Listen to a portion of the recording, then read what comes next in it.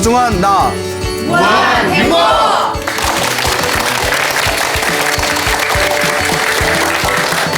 예, 만나서 반갑습니다. 광우쌤이라고 합니다. 예, 반갑죠? 네.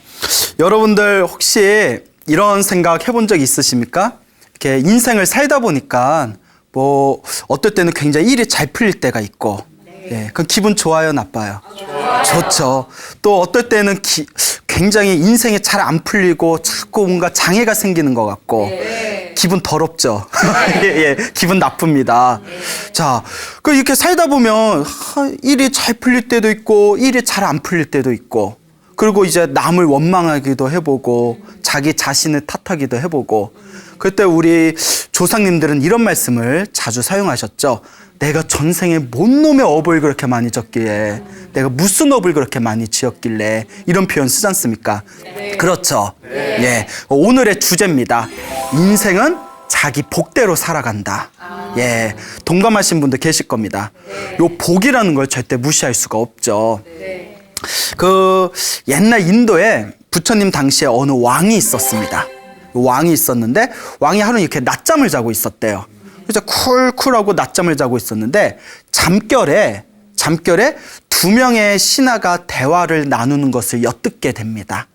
두 명의 신하가 무슨 이야기를 하는 거 하고 엿들어 보니까 그 한 신하가, 야, 우리가 이렇게 왕의 신임을 받고 잘 먹고 편안하게 잘 사는 것은 모두가 왕의 덕택이다. 모두가 왕의 은혜다. 이런 말을 하는 거예요. 그 왕이 기분 좋아요, 나빠요? 좋죠. 씩 웃으면서 이제 잠자는 척하면서 역시 내가 신하를 잘 뒀어. 근데 옆에 있는 신하가 아니다 이러는 거예요. 아니다. 잘 먹고 잘 사는 건 다 누구 복이다? 내 복이다. 내가 전생에 내가 좋은 업을 졌으니까 이번 생에 좋은 왕을 만났고 내가 왕의 신임을 받고 잘 먹고 잘 사는 거지, 내가 복이 없으면 이렇게 잘 살 수가 없다. 다 내 복이다. 이렇게 얘기하는 거예요. 그 왕이 가만히 들으니까 기분이 좋아, 나빠?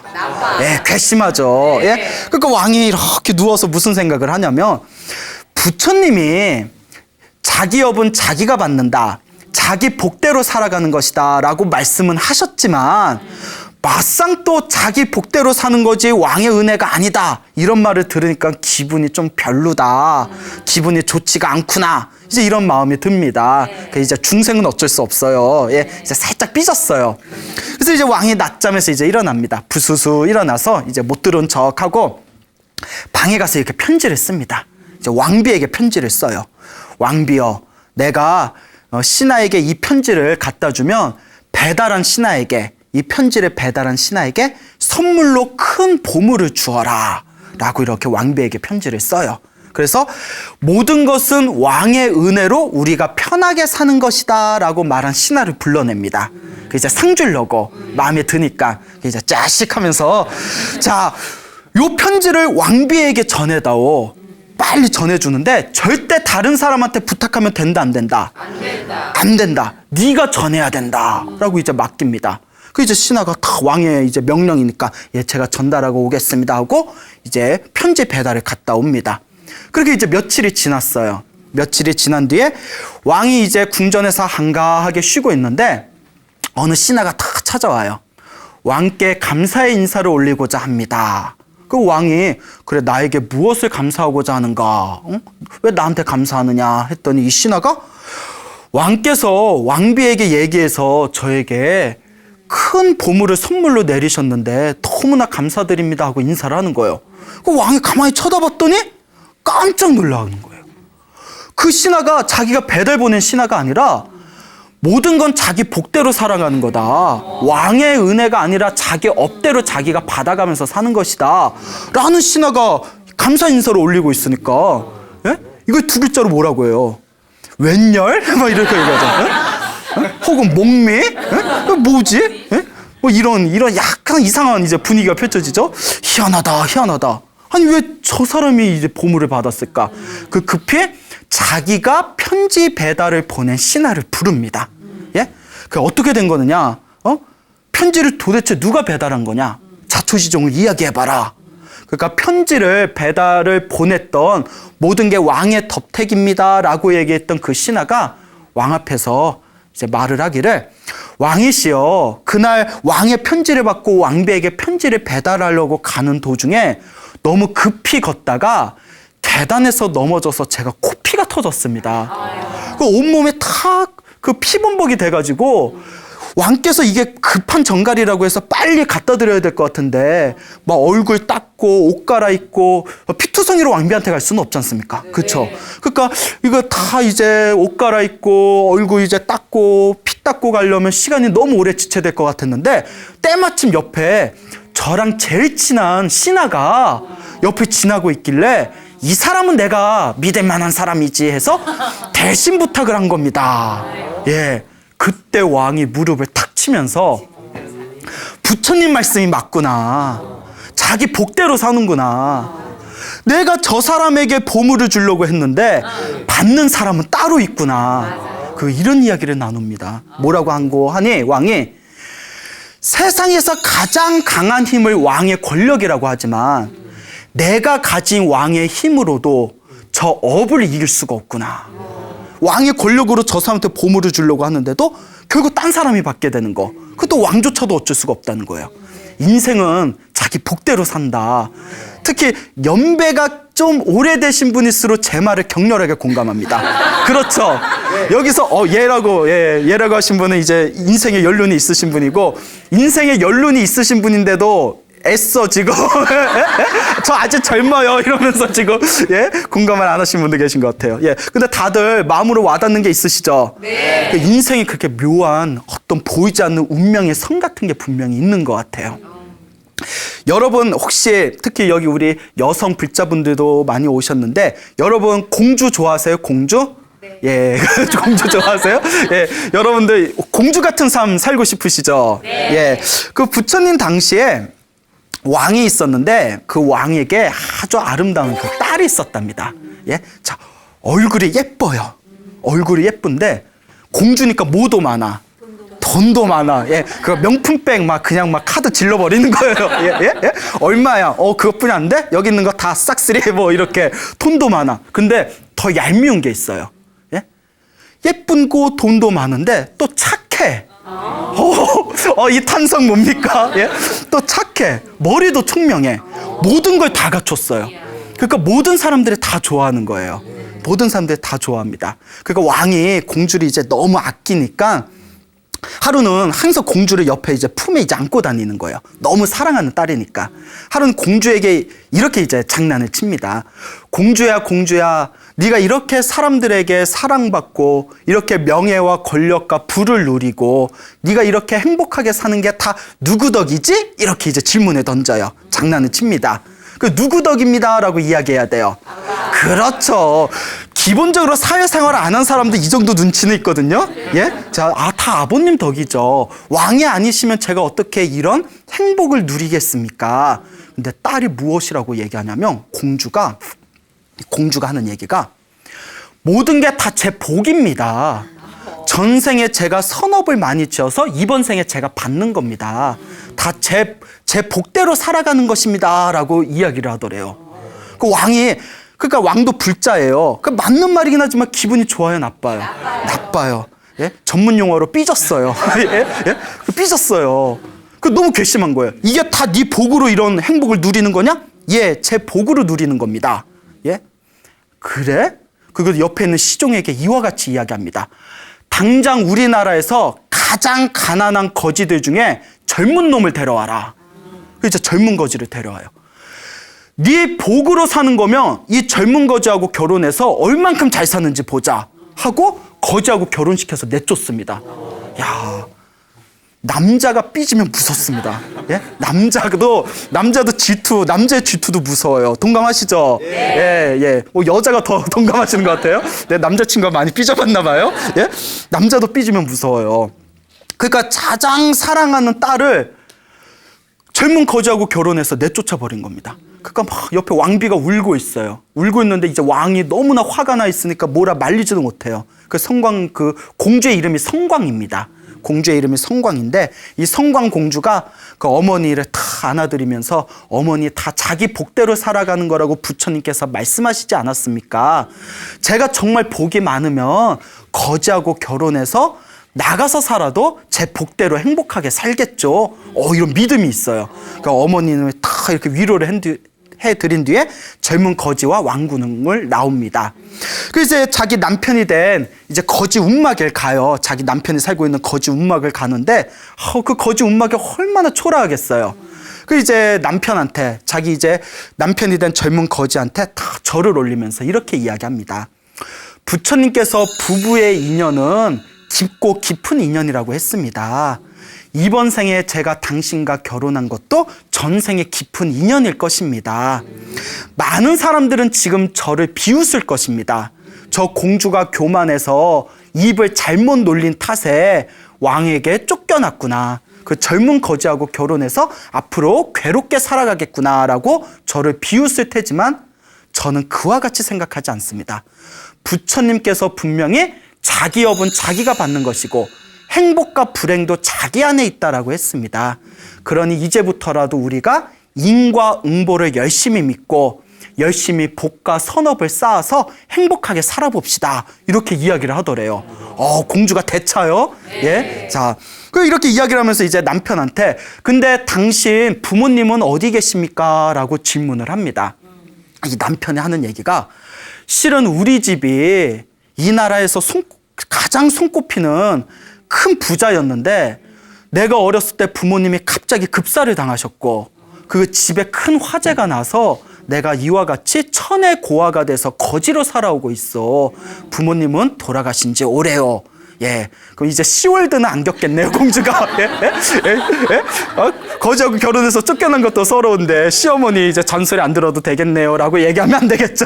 예, 그러냐고. 그러면 당신이 살던 옛집을 한번 가보자고. 옛집에 한번 가봅시다. 그러니까 이제 그 거지 남편이 아니 집이 다 불타서 황폐하게 이제 변한 지 오랜데 가봤자 별거 없습니다. 아닙니다. 제가 짐작되는 바가 있으니 한번 가봅시다. 이제 거지 남편이 자기 옛집을 데려가요. 그 이제 다 불타고 다 황폐화되고 막 잡초가 이제 가득하겠죠. 그 성광공주가 그 안에 들어가가지고 여기저기 막 뒤져봅니다. 그 거지 남편은 뭐 하고 있나 하고 이렇게 쳐다보고 있는데 자 이렇게 다 뒤져봐요. 뒤져보더니 여러분 그런 얘기 들어본 적 있습니까? 정말 복이 많고 운이 많은 사람은 길을 가다가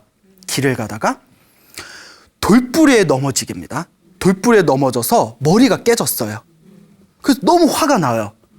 너 같은 돌부리가 감히 나를 해치려고 해? 너무 화가 나서 삽을 가져와서 그 돌부리에게 복수하려고 땅을 팝니다. 땅을 팠는데 거기서 뭐가 나왔을까요? 예. 온천이 터졌답니다. 예? 그러니까 아니 저는 어디서 들은 얘기예요. 정말 복이 많은 사람은 재수 없는 사람은 넘어져서 코가 깨진다는 얘기도 있잖아요. 뒤로 넘어져서 코가 깨진다. 정말 복이 많은 사람은 복수하려고 땅 파다가 온천이 터지는 거예요. 성광공주도 복이 많았나 봐요. 예? 뭐가 있나 이렇게 찾다가 뭐 이상한 괴짝이 보여서 괴짝을 다 열어봤더니 여태껏 그 누구도 찾지 못했던 금괴 괴짝을 금은 보물이 있는 금괴로 된 괴짝을 찾아낸 거예요. 그래서 남편을 불러서 이렇게 이야기합니다. 제가 짐작되는 바가 있다고 하지 않았습니까? 분명 모든 부모는 자식을 사랑하기 마련입니다. 분명히 당신의 부모님께서도 당신의 미래를 위해서 재산을 어디다가 분명히 숨겨놨을 겁니다. 근데 갑자기 급살로 돌아가셔서 유언을 남기지 못하셨을 겁니다. 그래서 제가 혹시나 하고 찾아봤던 겁니다. 복 있는 사람은 틀려. 여러분 한번 찾아보세요. 나오나? 복이 많으면 나오시겠지. 예? 그러니까 이제 그 괴짝을 가져와가지고 그 괴짝에 있는 금은 보물을 팔아서 큰 집을 짓고 하인들을 이제 모아서 이제 궁전에서 지내던 거와 같이 그런 행복한 나날을 보내게 됩니다. 그래서 왕이 이제 자기의 딸을 내쫓은 그 왕이 너무나 가슴에 죄책감이 느껴지는 거예요. 내가 미쳤지. 내가 세상에 눈에 넣어도 안 아프는 내 딸을 순간의 화를 못 이겨서 내 딸을 거지에게 결혼시켜서 내쫓았다니 내가 미쳤구나. 그 이제 시종을 불러서 내 딸이 지금 고생하고 있지는 않은지 내 딸이 지금 힘들게 살고 있지는 않은지 어서 찾아봐라. 죽기라도 하면 어떡하냐. 어서 찾아봐라 이러더래요. 그 부모 마음은 다 같아요. 예? 그러니까 그거 좀 참지. 뭐 또 굳이 좀 내쫓아. 그렇죠. 예? 무슨 막장 드라마야. 예? 자, 그래서 이제 시종이 이제 가가지고 이제 성광공주가 어딨나 이렇게 찾아봤더니 너무너무 행복하게 살고 있는 거예요. 큰 부자가 돼서. 그 시종이 놀라가지고 왕에게 와서 왕이시여 놀라지 마십시오. 이 궁전에서 이 궁궐에서 살던 것보다 더 부유하게 살고 있습니다. 예? 그 왕이 깜짝 놀라가지고 이제 자기의 딸 공주와 이제 사위죠, 거지 남편, 이제 자기의 사위를 불러서 이제 자초지종을 묻습니다. 딸아 미안하다. 내가 미쳤구나. 너를 보내고 나서 내가 한시도 잠을 제대로 자지를 못했다. 이게 어떻게 된 일이냐 자취주종을 물어보니까 딸이 이제 한결같이 이제 처음부터 이제 끝에 있었던 일까지 다 이야기를 하는 거예요. 그때 이제 왕이 감탄하면서 자기 업은 자기가 받는구나. 자기 복대로 살아간다라는 부처님의 살법이 조금도 틀리지 않는구나라고 이제 가슴으로 느끼면서 그 다음날 부처님을 찾아갑니다. 부처님이 계신 사원에 찾아가서 이 왕이 부처님께 이제 삼배를 올려요. 삼배를 올리고 부처님께 이제 문안 인사를 올린 뒤에 거룩하신 세존이시여 사실 제 딸에게 이런 일이 있었습니다라고 이제 하나하나 이제 설명을 합니다. 자, 그리고 이제 중요한 내용이에요.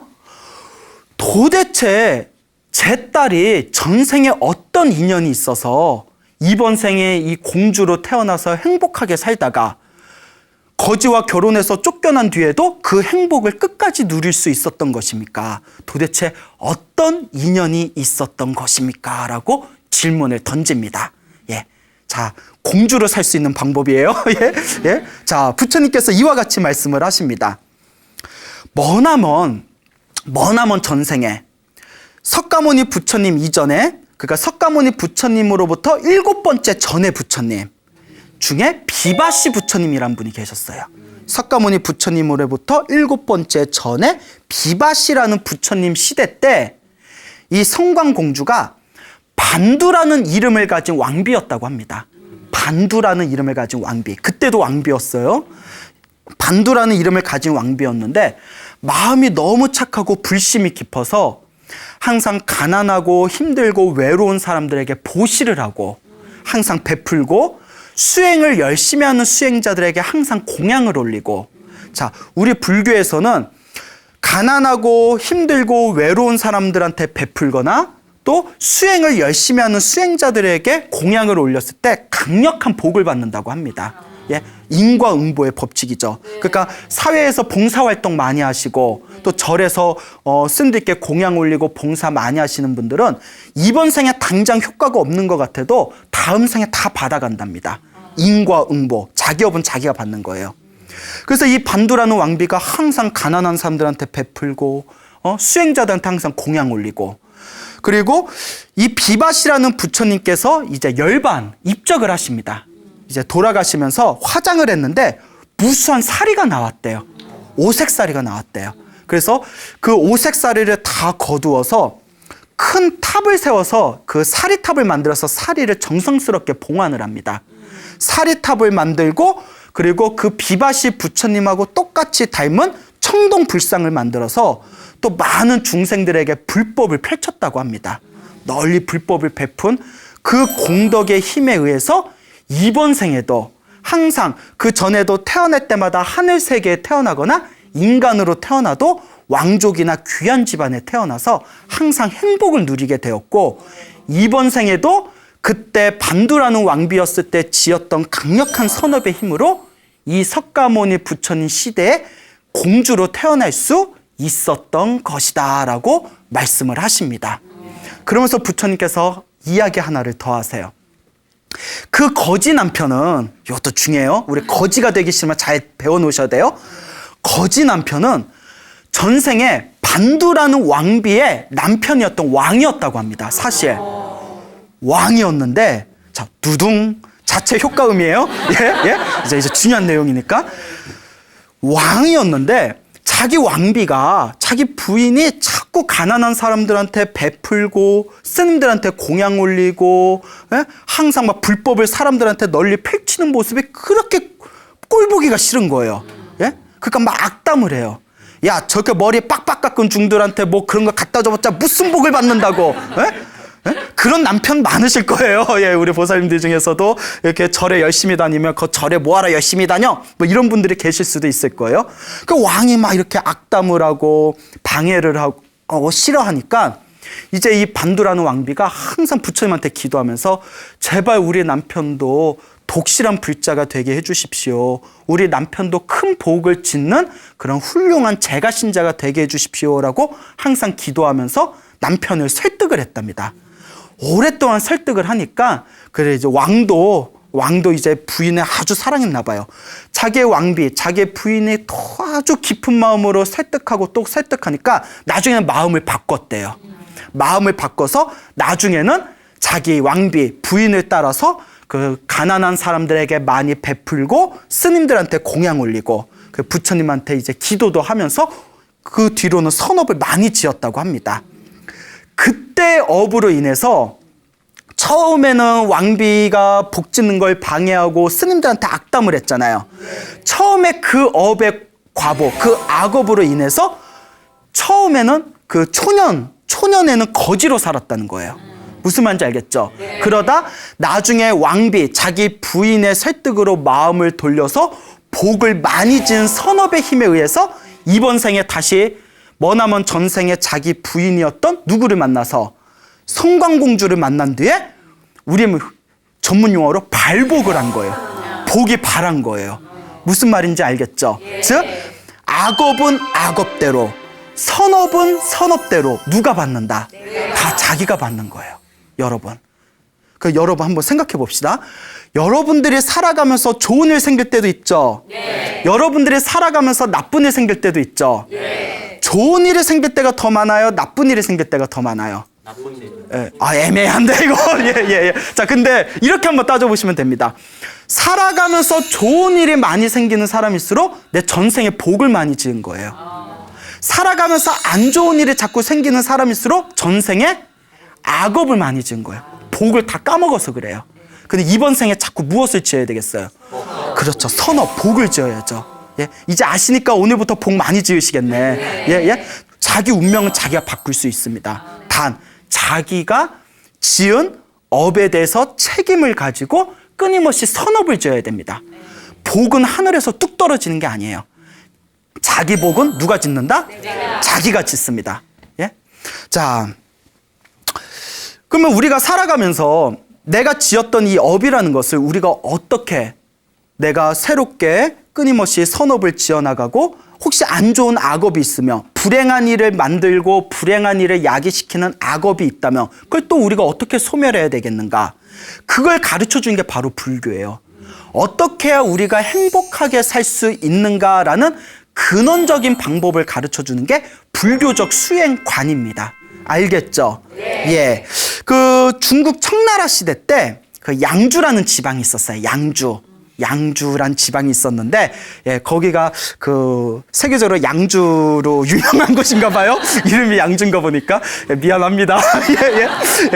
좀 개그가 무리수였죠.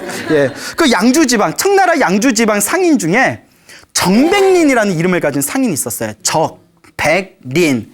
근데 이 정백린이라는 상인이 있었는데 어렸을 때부터 항상 관세음보살님을 깊이 신봉했대요. 관세음보살님을 열심히 관세음보살님을 믿으면서 기도를 열심히 했던 상인이었는데 어느 날 굉장히 안 좋은 소식을 듣게 됩니다. 한여름날 그 중국의 아주 유명한 마적대들이 양주 지방을 습격한다는 소식을 듣게 돼요. 여러분 우리나라는 산적이라고 해봐야 뭐 많아야 20-30명이잖아요. 중국의 마적대 하면 수백 수천이에요. 뭐 황건적 뭐 이런 거 기억나시죠? 그 마적대가 거의 군대 수준입니다. 그 양주 집안으로 이제 마적대가 습격한다. 아마 청나라 시대 때 조금 사회적으로 조금 이제 그 불안한 그런 시대였나 봐요. 그러니까 관군들도 그 수십 명의 관군들도 이제 두려워가지고 다 창칼을 내팽개치고 도망을 가버린 상황이에요. 그러니까 이 정백린이라는 이 양주에 있는 이 상인이 고민에 빠집니다. 지금 식구들을 내가 다 끌고 도망가봤자 마적대들이 말을 가지고 쫓아오면 우리 다 죽을지도 모른다. 아, 이거 어떻게 해야 되냐? 차라리 집 안에 숨어 있어야 될까? 산으로 숨어야 될까? 아니면 멀리 도망을 가야 되나? 어떻게 해야 될까? 그러다가 기도를 합니다. 관세음보살님 제발 도와주세요. 관세음보살님, 관세음보살님. 근데 희한한 게 하나 있어요. 저도 평소에 관세음보살 기도를 많이 했었는데 평소에 관세음보살 기도를 하면 관세음보살이 잘 안 도와주는 것 같아. 솔직히 뭐 아무리 불러도 있는지 없는지, 예? 나 혼자 허공에다 관세음보살 불러봤자 뭐, 예? 있는지 없는지 대꾸도 없고, 예? 예? 뭐 이거 효험이 있나 없나 싶기도 하고. 근데 신기한 게 정말 다급할 때 부르면 정말 효과가 있어요. 아, 제가 경험해봐서 알아요. 그거 희한해요. 정말 다급할 땐 도와주는 것 같아요. 그래서 제가 이 얘기를 어느 큰 스님께 여쭤봤더니 그러시더라고요. 관세음보살님은 가벼운 분이 아니다. 예? 정말 저 사람이 간절할 때, 정말 급할 때, 그때 귀신같이 도와주신다. 예? 굉장히 시크해요. 예, 예, 예? 아주 도도하세요. 무슨 말인지 아시겠죠? 네. 그러니까 이 정뱅이라는 사람이 간절하게 너무나 다급하니까 목숨이 걸려 있잖아요. 열심히 기도를 하니까 꿈에 관세음보살님이 나타나셨대요. 예, 실제로 우리 기도 많이 하신 분들, 불자분들 중에 간절히 기도하면 꿈에 현몽하는 경우가 있습니다. 실제로 있어요. 여러분들도 다 기도해봐서 알잖아요. 네. 표정이 예러 가신 분도 계시네요. 예, 그 열심히 기도하니까 관세음보살님이 현몽을 하셨는데 관세음보살님이 이렇게 이야기하시는 거예요. 너희가 지금 17명의 가족이 있는데 많이 났어. 17명의 가족이 있는데 너 하나는 목숨을 살기가 힘들다. 16명을 살릴 수는 있지만 너는 살기가 힘들다. 너는 이번에 죽을 것이다. 하지만 너네 가족은 살 것이다. 라고 이제 현몽을 하게 됩니다. 가족이라도 사니까 얼마나 다행이에요. 그런데 내가 죽는다니까 슬퍼요, 안 슬퍼요? 슬프죠. 일단 내가 있어야 가족도 챙겨주지. 그렇잖아요. 그러니까 다시 기도를 합니다. 관세음보살님 제발 저도 살려주세요.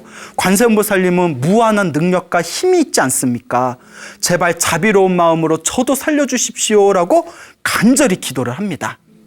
그리고 며칠 후에 또 꿈을 꿨어요. 관세음보살님이 나타나시더니 이렇게 이야기하십니다.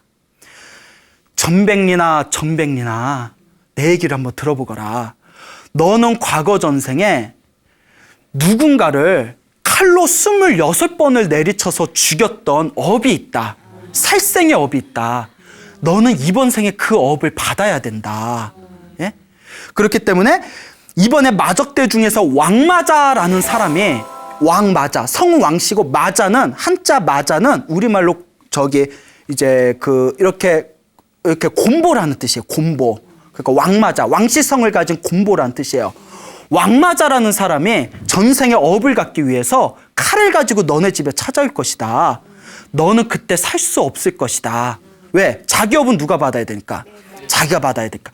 너 하나 살고자 가족들까지 연루가 되면 가족들도 피해를 보게 될 테니 가족들은 방황 사랑채에다 숨겨두고 너 하나만 죽으면 다른 가족들 목숨은 살리게 될 것이다. 라고 꿈을 꾸게 됩니다. 이야.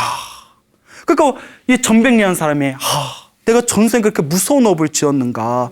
이번 생에 꼼짝없이 그 업을 내가 받아야 된다고 하시니 그래 부처님께서도 자기 업은 자기가 받아야 된다고 했으니 이번 생에 나 하나로 희생하자. 그리고 이제 부처님한테 계속 관세음보살님한테 기도하면서 이제 자기가 죽는 날을 기다려요. 이제 마음을 다 비웠어요. 그게 닷새가 지납니다. 닷새가 지냈을 때 마적대들이 그 양주성을 침공을 합니다. 그러니까 이제 계획대로 전백리는 이제 자기 사랑채에다가 가족들을 다 숨겨두고 자기 혼자 대청마루에 딱 기다리고 있어요. 아, 이제 얼마 안 있으면 오겠구나. 아, 이거 초조한 걸? 뭐 그러겠죠. 나 떨고 있니? 뭐 이렇겠죠. 어떡하지? 빨리 와서 이왕 만남이면 빨리 와서 죽여줬으면 좋겠는데 이제 마음을 다 비웠으니까. 네? 그때 이제 웬 큰 거구의 웬 도적이 그 칼을 들고 칼을 막 휘두르면서 여기 아무도 없느냐 하고 자기 집안으로 뛰어쳐 들어온 거예요. 또 얼굴을 보니까 막 곰보예요. 아, 저 사람이 왕마자인가 보다. 왕곰보인가 보다.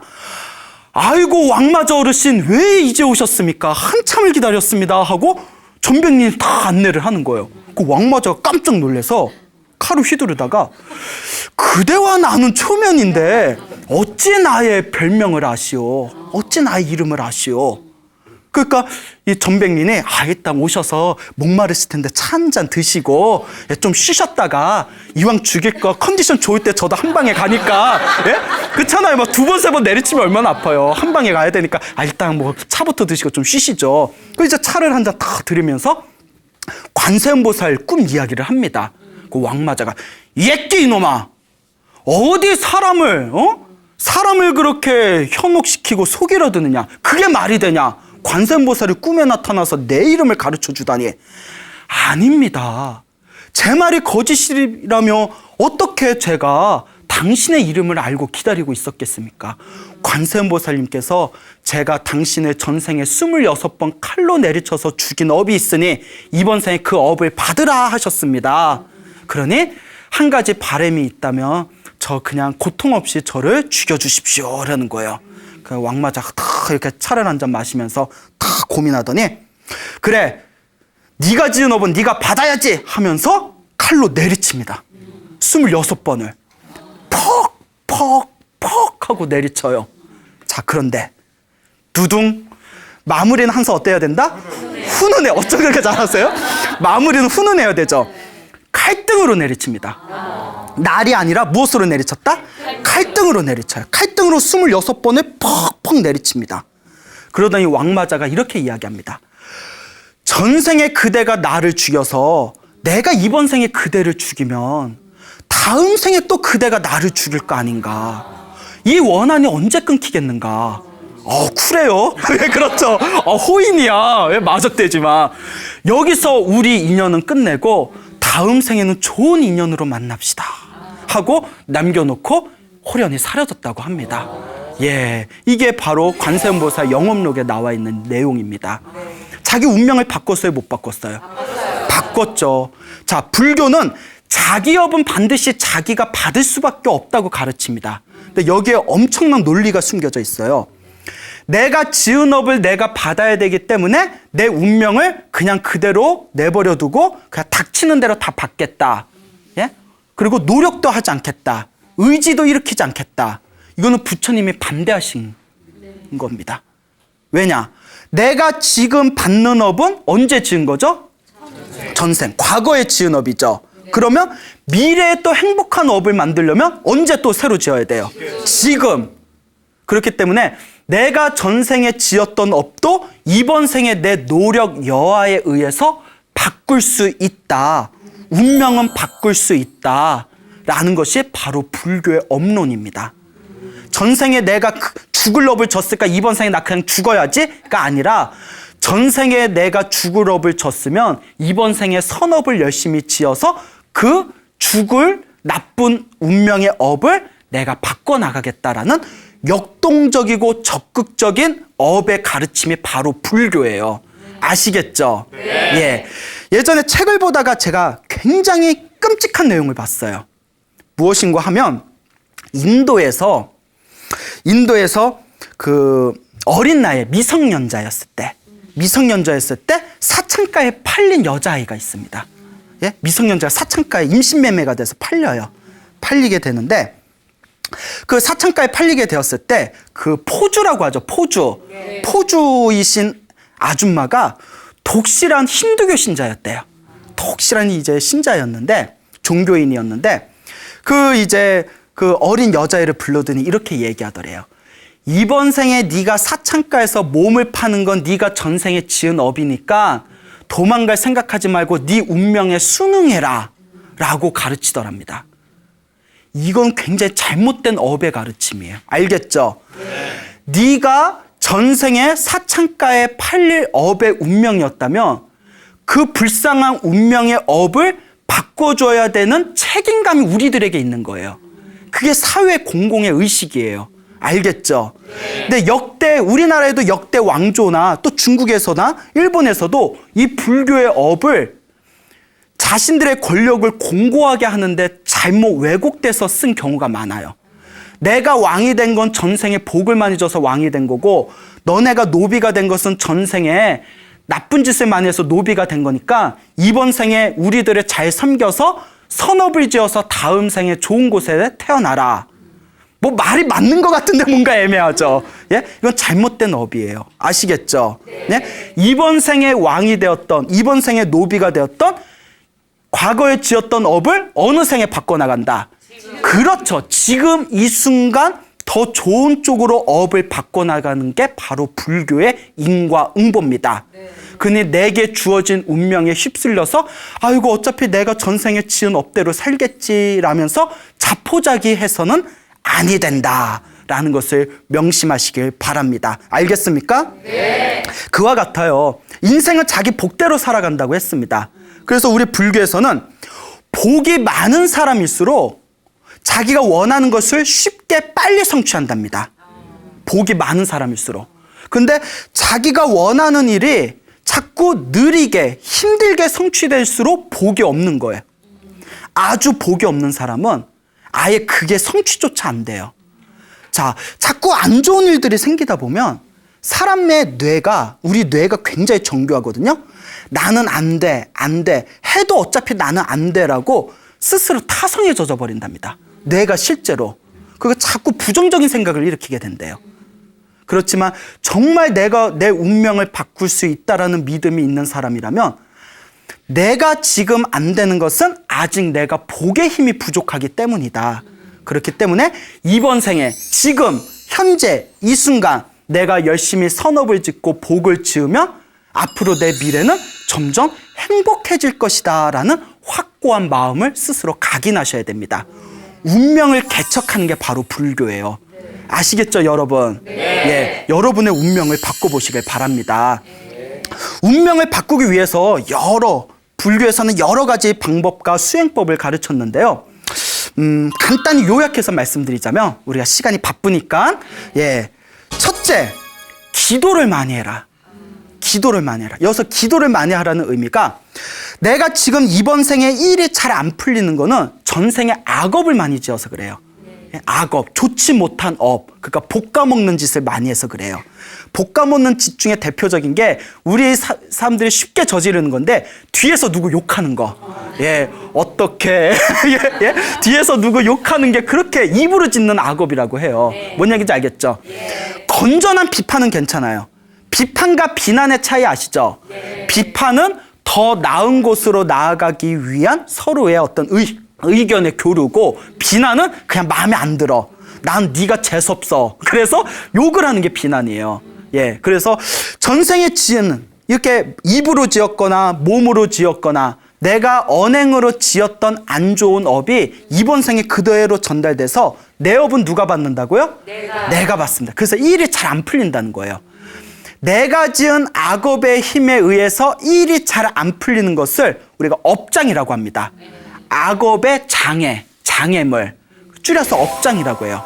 그래서 기도를 많이 하라는 것은 이 업장을 소멸하는 기도를 하라는 거예요. 업장을 소멸하는 기도를 우리가 불교에서 전문 용어로 참회 기도라고 하죠.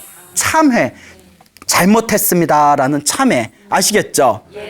그래서 참이라는 것은 내가 잘못했다, 부끄러워하는 마음을 일으키는 거고요.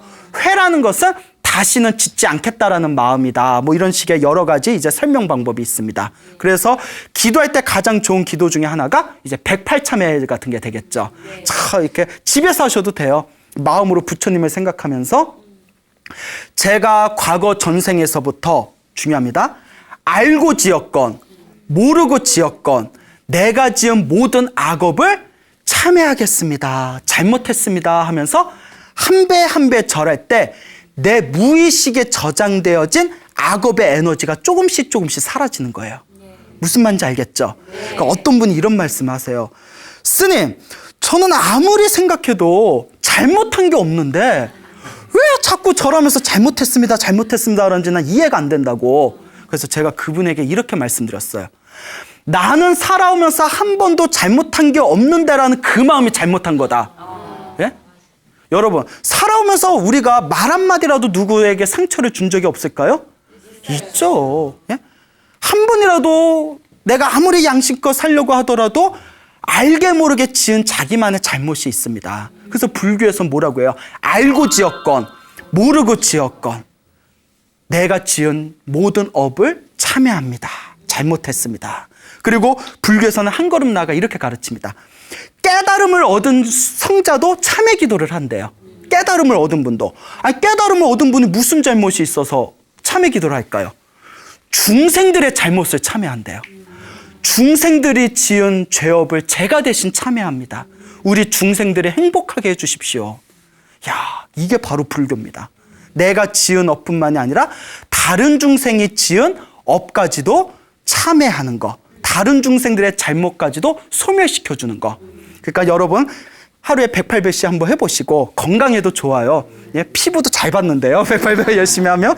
자, 그리고 108배가 이제 점점 몸에 힘이 붙으면 뭐 1000배를 할 수도 있고 뭐 3000배도 할 수가 있고. 예, 스님 저는 무릎이 아파서 절하면 무릎의 통증 때문에 절하기가 힘듭니다 라는 분들도 계시잖아요. 그런 분은 그러면 연부를 많이 하시면 됩니다. 아까도 관세음보살님 이야기 드렸죠. 네. 항상 눈 뜨고 저녁에 잠들 때까지 항상 이렇게 관세음보살님을 부르면 당장 효과가 없는 것 같아도 항상 은은하게 도와주신대요.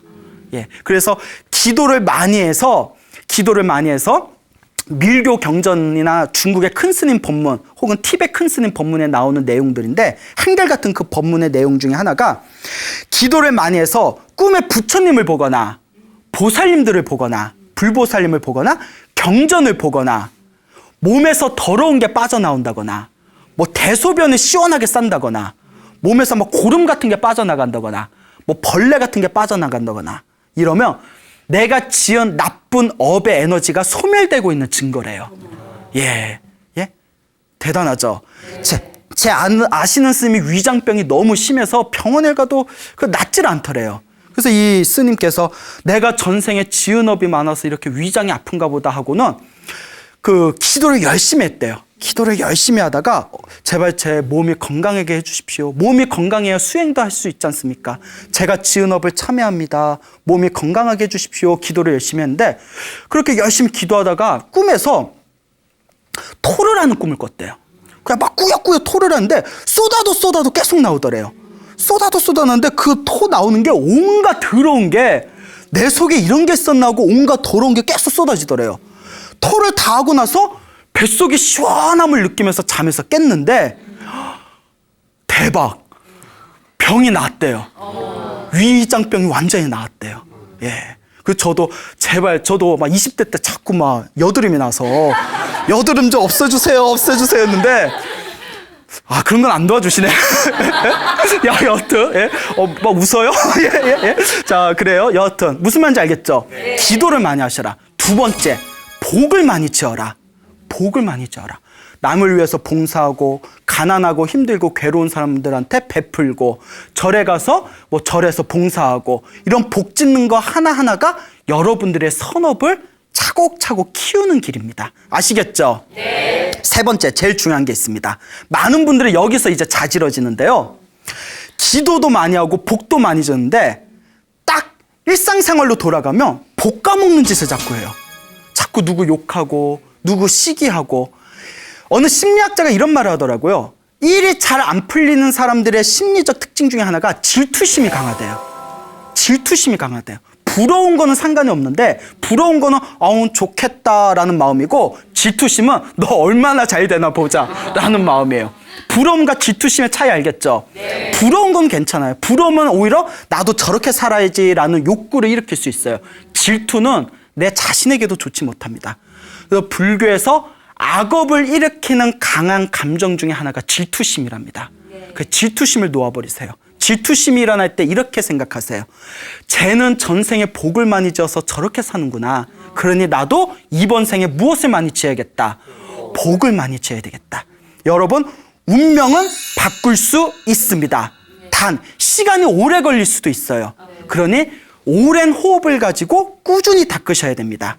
기도를 많이 하시고 복을 많이 쌓으시고 복 까먹는 짓을 하지 마세요.